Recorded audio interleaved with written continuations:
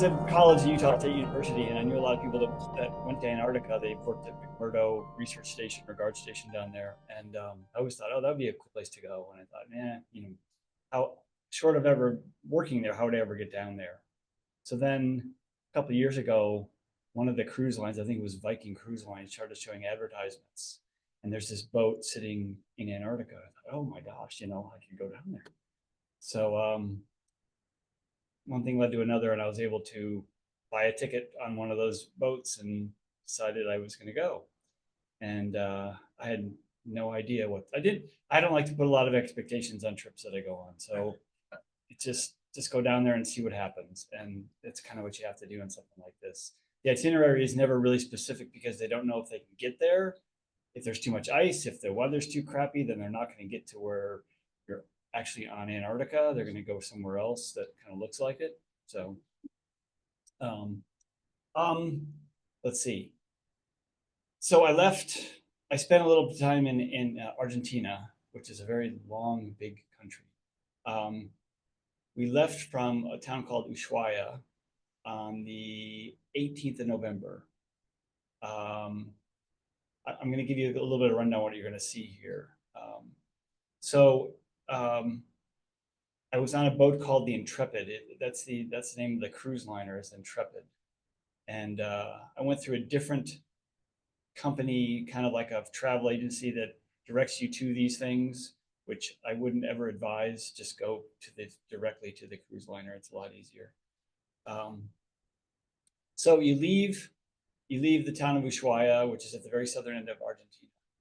You go through the Beagle Passage, the Beagle Channel, which is basically getting out of um, the islands. There's a huge number of islands down in the southern part of Argentina. And so you go through a channel, and then for 2 days you're in the Drake Passage, which they call it either the Drake Shake or the Drake Lake. And fortunately, I took seasick pills the night before we got to the Drake Passage because it was the Drake Shake, and you will see that. Um, um, and for 2 days you're in that, so it was kind of entertaining when it didn't. It wasn't a boat that it wasn't a current that you crashed into. It was more like it pushed you along, and so the boat rolled a lot to the point where I was in bed at night and I thought I was going to fall out of bed because the boat would kind of go up like this and then go up like this. But there were a couple of times when it would kind of go up like this and sit there for a second and then come back down. And once it was doing it there, everything just started crashing. Like they didn't have all the plates and the glasses and everything else tied down to the bars and the counters. And so they lost a lot of dishes on that trip, I think. Um, it sounded like it anyway.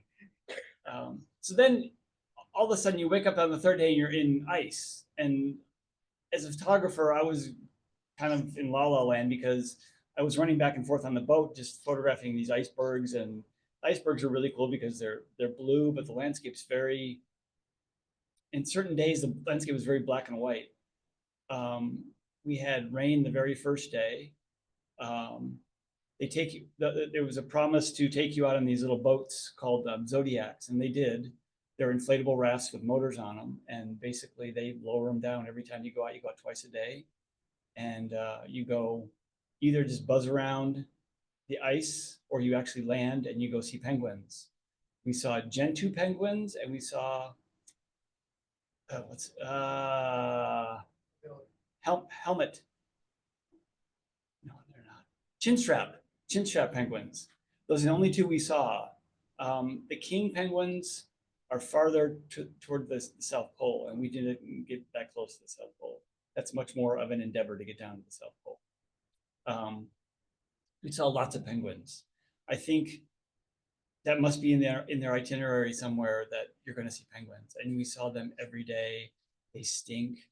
Um, it's they're cool. They're wildlife. You see wildlife. We saw a couple of seals. Didn't see a lot. Penguins swimming through the water are really cool to watch. I don't have any shots of that. Um, we saw some whales a little bit of a distance. Humpback whales mostly down there. They don't jump out of the water apparently in the southern ocean. They do that more up in the northwest apparently. Um, So we were there for 4 days. We had snow, we had rain, we had sunshine. The temperatures were probably, I would say 30 to 40 degrees. It wasn't that cold. The wind was cold. A couple of days it was pretty windy. Um, and then on the fourth evening, you just basically sail out of the ice and you're done. So this thing is kind of a it flows along as I saw it, and so it ends very quickly because the trip ended very quickly. I thought all of a sudden you're in the open water and there's nothing to take pictures of. So except for birds, and I'm not a very good bird photographer. So I don't. I'm more of a landscape photographer. I don't photograph wildlife unless it walks up to me and I can take pictures of it. So we could only get 33 meters, 30 meters from that penguins. So not real close. We had they would walk toward us sometimes, but generally you had to keep your distance. And I was on a photographer group, and they had different groups. They had different excursions there, and I kind of missed out on the excursions, but they had a photo group to go on. You could join up with. Since I was a photographer, I talked to the guy, and he let me on the group, so we got to go on the trips first thing in the morning before everybody else. But the thing is, it's a cruise liner, and there are a lot of different cruise lines that go down there, and so everybody kind of follows the same route. Plus, the penguins create their own little routes, so you're crossing penguin paths and things like that. So it's going to sit on the first. Go ahead. You said we're allowed Yeah. 100 yards. Said they smell 100 yards. Oh, these. You will see the colonies.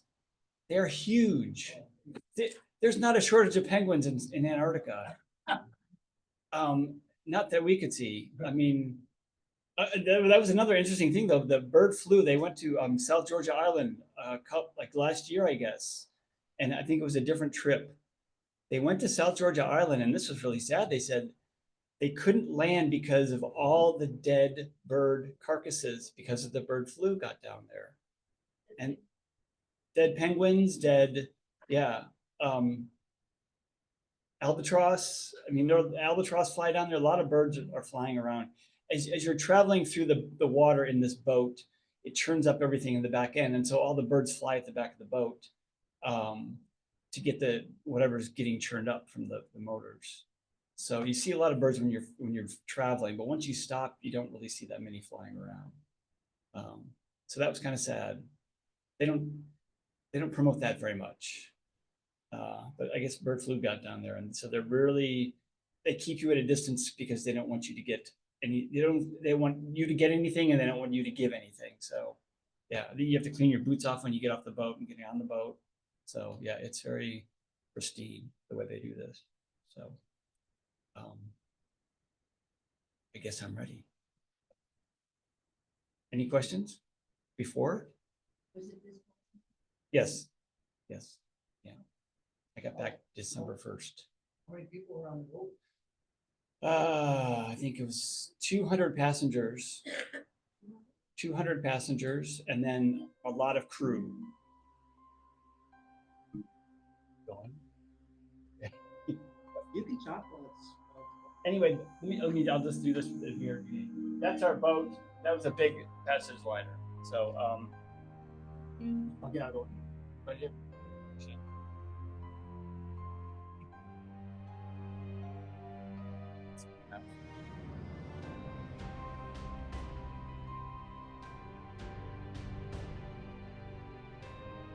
This is the Drake Passage.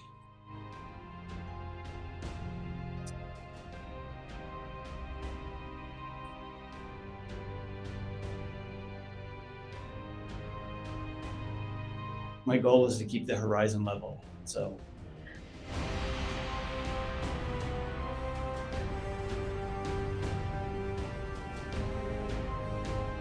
and we're up on the upper left-hand corner. This is our Antarctic Peninsula.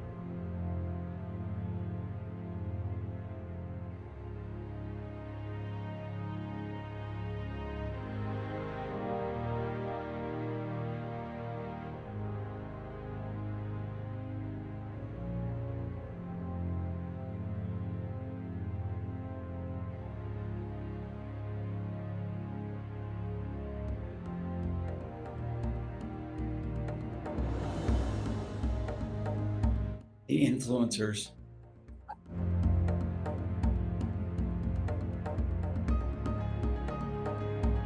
And these are the zodiacs being lowered down in the water.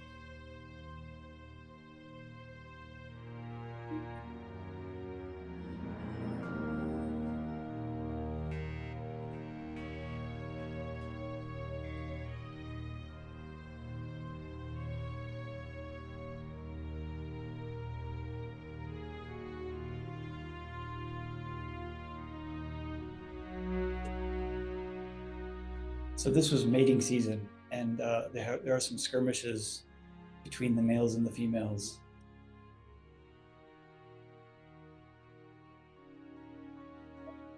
That was blood on the side. That's poop on the chest. And you can see how big the colonies are, all across the water too. The big brown spots. And if the wind is blowing in the right direction, you get to smell it.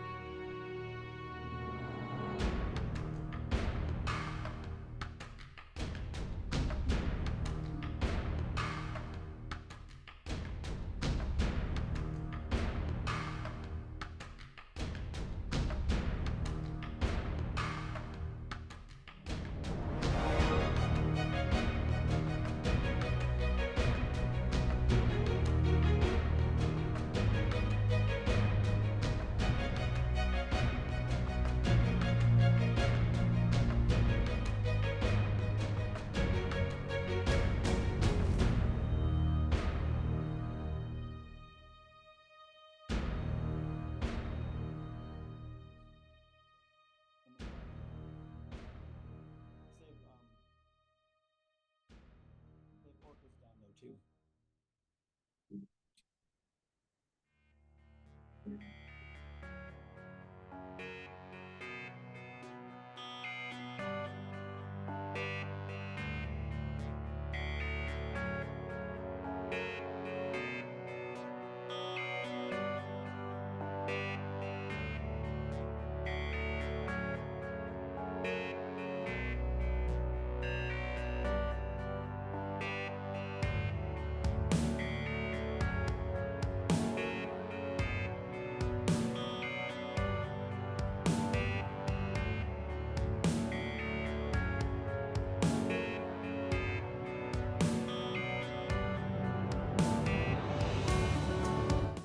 These are humpback whales.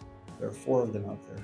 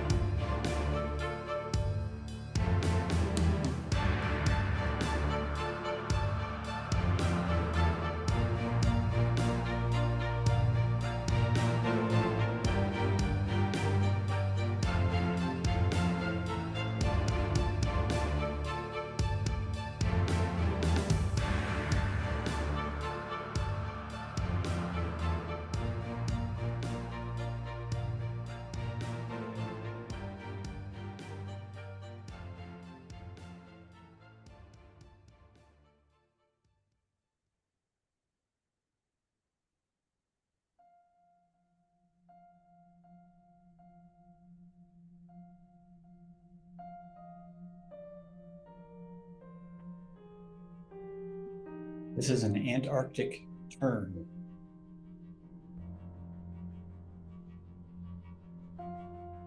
Posing.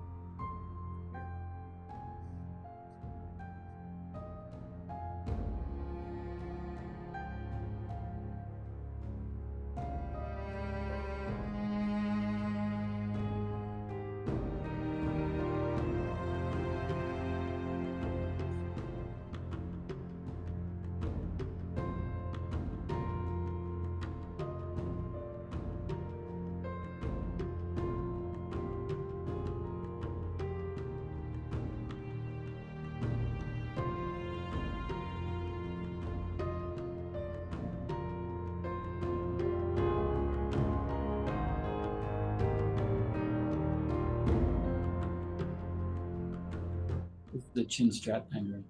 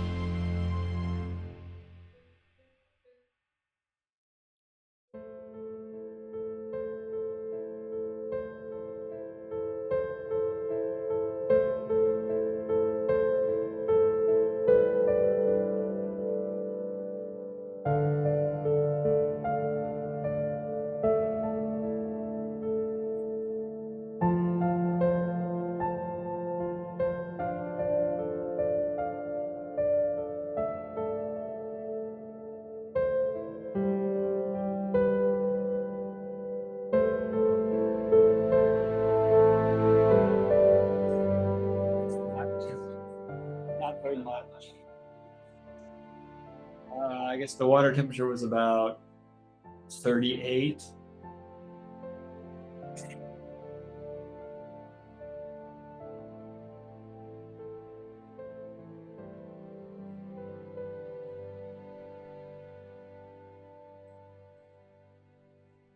Change your mind.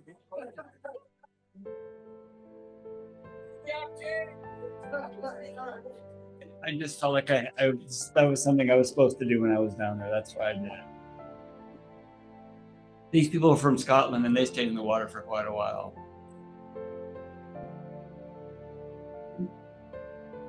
This was on the actual landmass of Antarctica, not just an island.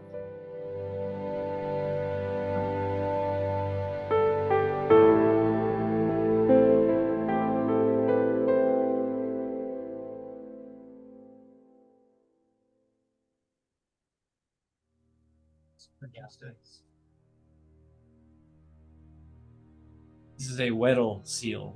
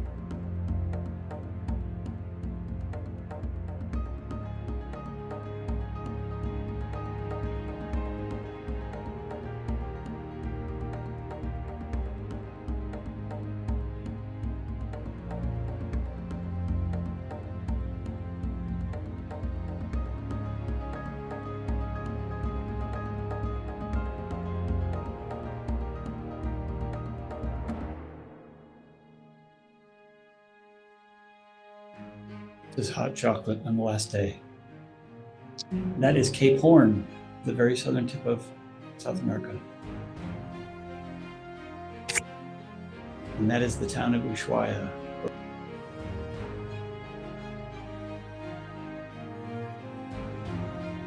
Where we ended our trip.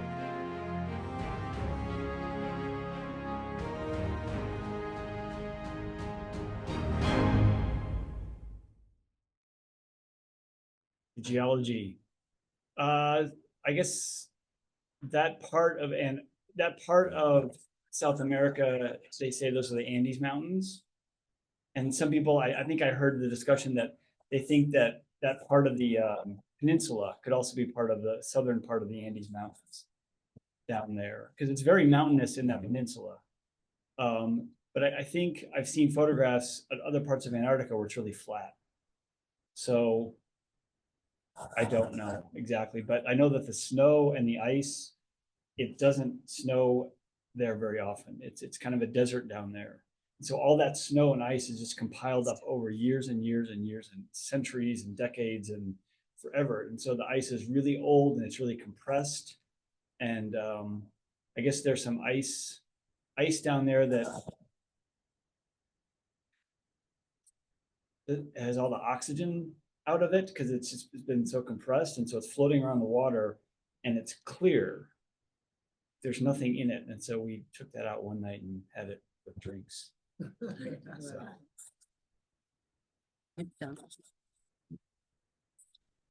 So some of the pictures we saw with heavier ice floating around in that, was the boat able to navigate through that stuff, or did you try to avoid it? it wasn't, it was funny. I was at the symphony the other night and I looked out the window and I saw the same ice formation since Lake Superior.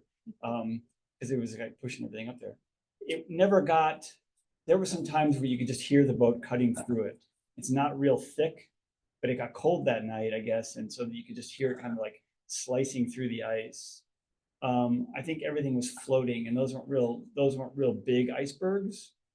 And so I guess they weren't that harmful to the boat. Apparently the boat was an old car ferry. So if you've ever been over to Wisconsin and taken the car ferry across Lake Michigan to Ludington, I've done it many times because I go to Ludington all the time. It's maybe a little bit bigger, but I don't think it is. It's the same thing as the Badger that floats across Lake Michigan. And here it is down in the Antarctica and floating through ice. So it's just a big steel ship. Yeah. So Do you know how far you traveled from Ushuaia? Maybe they told us that. I guesstimate? Uh, How many days? 4 days. You know, it's funny. They just kind of parked the boat. I don't think they ever put an anchor down. You just kind of sit there and you kind of float around. Boy, I could turn my little Google thing on and answer that question. And I'm sure somebody's figured that out, but I don't remember what that was. Yeah. It's a ways to get. I mean, it takes 2 days to get there. 2.5 days to get there. So it's a ways. So November, that's the Antarctic late spring, nearing Early summer. spring. So what can you say about the diurnal cycle, the daylight and nighttime that far south, that time of the year? I had portal windows that they had covers on them that closed, and I wasn't allowed to open them up because of during the Drake Passage. And so I was able to close them at night to get to sleep because it stayed. It was light very early in the morning, and it was light very late at night. But I don't think it was completely. I think we had darkness at some point. I didn't stick around to see it though. I like to get up early. Did you get a chance to talk to people that had lived there for 20 or 30, 40 years, and have they noticed any changes in their climate? I didn't talk to him about that. It was right after the election, and so I kind of tried to judge that a little bit more. You know, it was a pretty cold, wet fall for them, spring for them. But I was happy to say that most of the people I asked were very disgusted with what happened in our country. So that's kind of what I was after more than anything else. So I didn't ask people about the climate. I asked them about politics. So it doesn't seem to be a very religious country, which is I have two Zoom questions. okay. Is there tracking of moving possibly dangerous icebergs flows the ships can use? Does that make sense? Are there dangerous? Are they able to track dangerous flows of ice? Yeah. That's a good question. I know that that big, huge one is down there. Mhm. It's like the size of Rhode Island. It's floating around. Wow. And so we didn't in the zodiacs. We weren't allowed to get close to the big icebergs because the icebergs are big on top, but they're bigger underneath. And if they flip, it can be pretty abrupt and cause a lot of damage if you're close to it. So we had to stay kind of far away from those. Okay. Some of them were just kind of lodged on the ground, so that wasn't a problem. But I don't know. I would imagine they track them somehow, but I don't know how they didn't.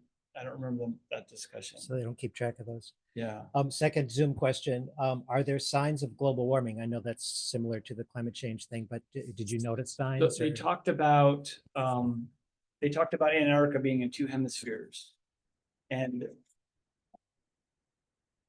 I honestly can't figure out which hemisphere is which because it's at the bottom of the world, and so which half is which, I don't know. But they said one half is losing more ice than the other half is gaining. So the other half is still gaining ice, but it's not gaining it as much as the other half is losing. So that was information that was freely talked about on the boat. Yeah. So Were you happy with your trip? Would you do it again? was I happy with the trip? Would I do it again? Kind of been there, done that. Yeah, no, I was very happy with it. Like I said, I'm a landscape photographer, and so I was literally running back and forth on I had best shots from the boat, from the big boat. The little boat, they're moving around, and I'm handheld holding my camera, which I'm not used to doing because it's a big camera. And so I was running back and forth on the boat to photograph, and I was like a kid in a candy store. I was just excited. So yeah.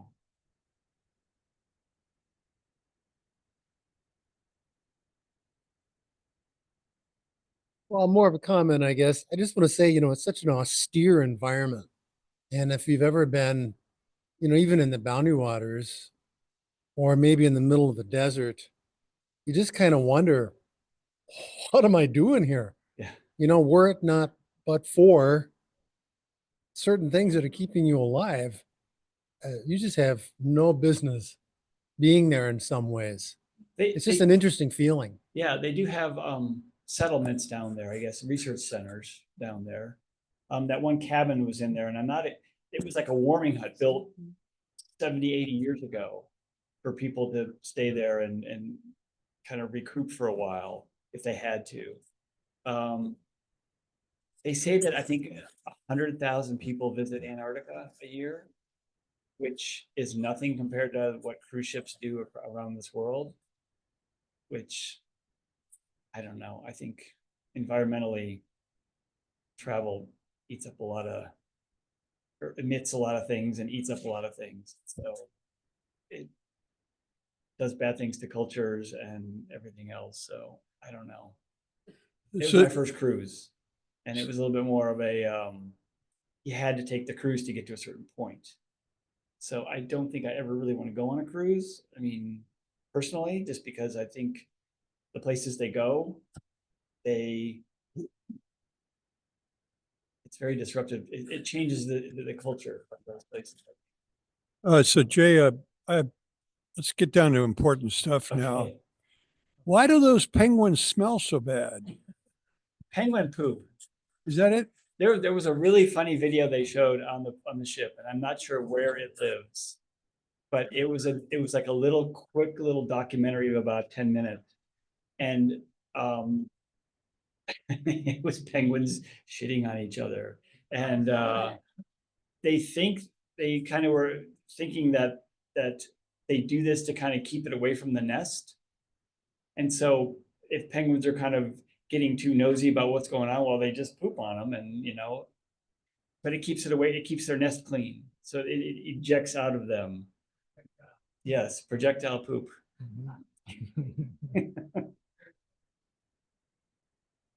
They're cute enough, yes. They were, it was kind of like their goal to show us as many penguins as possible.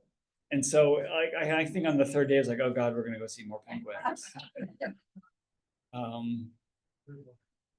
It's fine, but I mean, they're cute for a couple days, but then, I mean, the chin straps are cool because we hadn't seen them.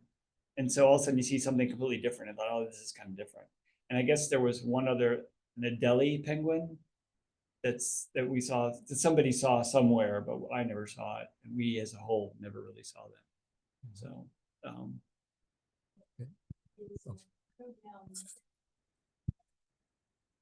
McMurdo is it's closer to the pole. It's on the other side. So basically, here's the Antarctic Peninsula. We were up here on the peninsula right here. Murdo's like down there. It's way across on the other side. Yeah. And I think they have I think there are other settlements on other parts of the island, the continent. So, and there were people down there they went down there that was their seventh continent. And so that was the goal. There were about 8 or 9 people that I knew of that went down there. That was their last continent.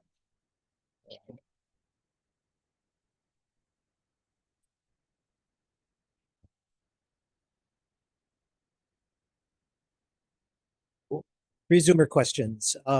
Let's see. Let's take this one first. Question: was the food good? The food was very good. They lost a bunch of plates on that one going over, and so that was an issue for a while. Yeah, the food was very good. They did little themes every once in a while, which was good or bad. But they had a buffet.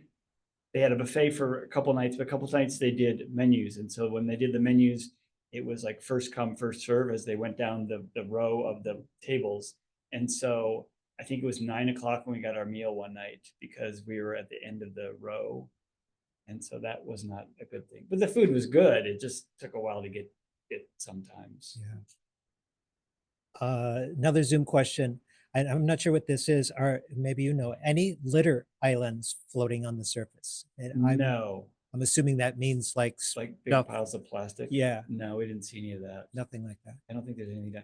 It's a pretty dynamic current system down there. And I think that's why the Drake Passage is so nasty. It's because you got the Atlantic and the Pacific and then the Southern Ocean. The Southern Ocean current is pretty strong. And so it seems like anything down there wouldn't be there. I don't know. I don't know for sure, but I think it's a pretty dynamic system. So, possible question. Were your fellow passengers American, European, Asian? Okay, that's a good question. There were, it was like 20, there were, let's see. I'm just going to throw numbers out there because I'll be close, but not exact. So don't add them up and tell me that I'm overestimating. There were like about 50 people there were a lot of people from Australia. A lot of people from Australia, a lot of people from Canada, a lot of people from the United States. And there was some Germany, Italy, people from Vietnam, from Taiwan, China, Great Britain. Yeah. Scotland, yes. I think I honestly think they were all in the hot tub. I think they were all influencers. You know what influencers are? Yeah. So I saw one woman just talking to herself on the phone numerous times. with a big weird smile on her face. And it's just like, okay, this is so weird. I don't get that. I don't understand that concept. So were you able to see the night sky at all or no? And what were the stars like if you did? I didn't see the night sky. I went to bed, and like I said, it wasn't. I don't think it was all that dark at night. No, I didn't see the night sky.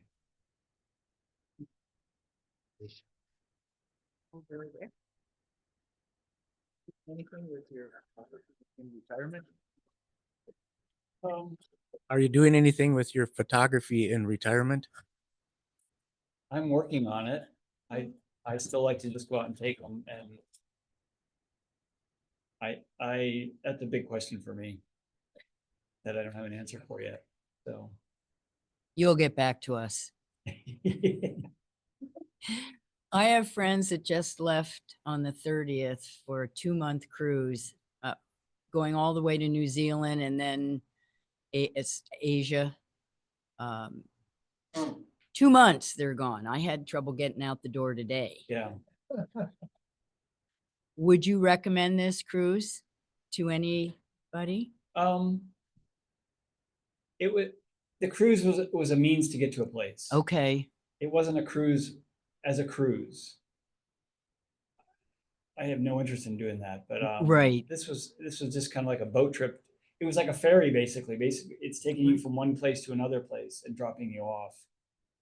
In a kind of. You stayed on the boat, but they actually had one night, one of the excursions. This is why I say don't go through a travel agent, go through the company, because for some reason I missed all the excursions because I didn't know they existed, and I don't know. Anyway, there was one where you could sleep out on one of the islands overnight. I guess it wasn't all that much fun, but it would have been a kind of a cool adventure. And so the boat was kind of right around the corner. So they were never that far from you, but you got to stay out and see what the night was like. But I guess it didn't get that dark then. So yeah. Not quite. I guess the penguins were penguins. Because the penguins go wherever they want to go. So they had penguins. Yeah. So I'm curious, and I don't know how much you want to disclose, but I'm curious about cost. The ship was, I think it was $7,000. So I thought that was a pretty good price for what you were doing. Were you responsible for getting yourself to Ushuaia? Yes, I took about a week and went to Buenos Aires, and then I went down to Ushuaia, and then came back and I spent another night there, and then spent a couple more nights at Buenos Aires. And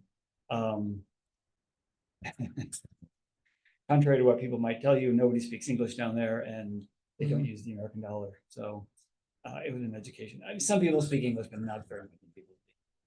It's a very Spanish-speaking country. Question and then a plug. Okay. Have you ever seen the Werner Herzog movie Encounters at the End of the World? Anyone in the group ever seen that? If not, highly recommend it. It's a about Werner Herzog movie. Werner I don't know that I've ever Herzog seen it. I don't know that I've ever documentary. seen it. Done only in the way that Werner Herzog can do it. His movies are painful to watch. This one's pretty good. No, is it? Okay. Highly recommend. There's another one. There was a documentary on Shackleton we saw on the boat. That was interesting. That was, like I said, they must be from Minnesota. Because what they did was, I mean, even in the point where there's a part where they stopped and they camped out for a while, and they decided, okay, we're gonna die if we stay here. So they rigged up a boat out of the original boat part, and they went to South Georgia Island, which had a town on it, basically. 100 miles. Yeah. And then they went on the wrong side of the island, and they had to go over the pass, slide down the snowfield, and all this other stuff, and they still made it back. I mean, it was just, I don't understand how people did that. Yeah, that's crazy. Adventure. So I'm glad you brought up Shackleton. So what were those guys eating for those years they were stuck up there? Were they eating penguins? raw? And seals, Raw, I would- frozen?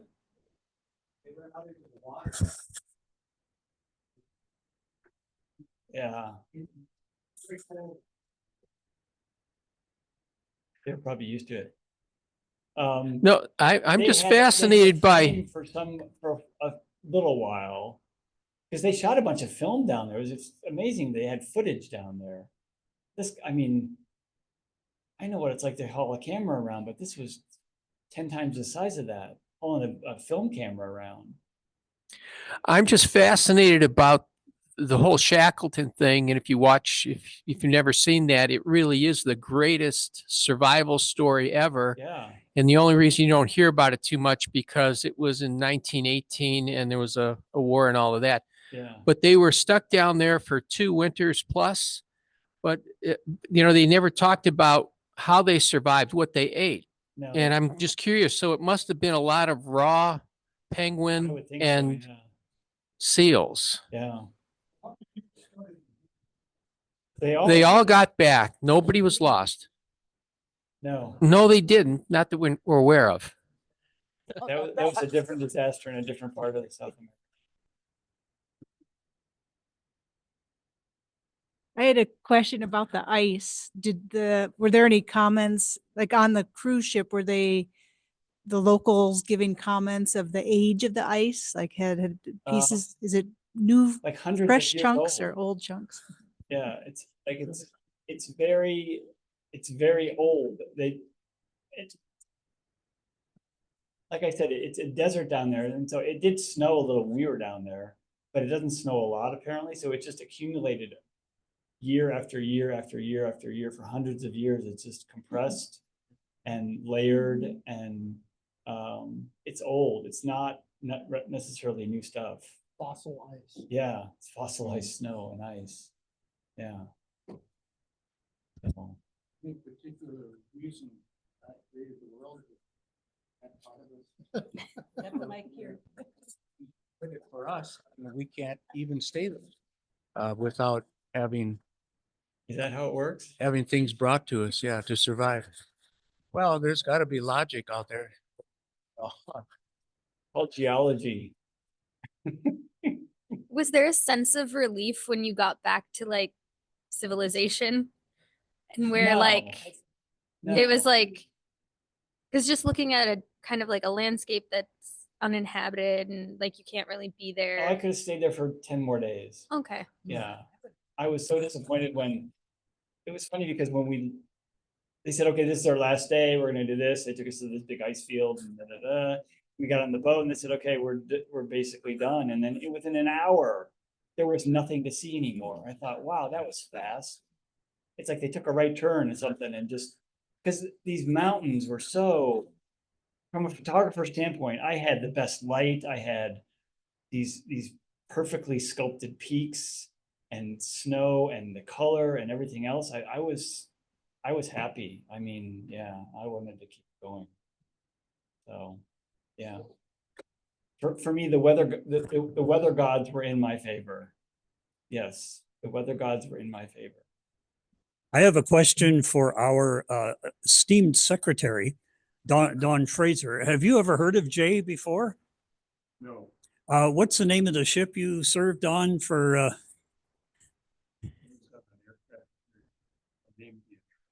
Oh, really? Wow. So I think Jay might just be a pretender. I had nothing to do with the name of the boat.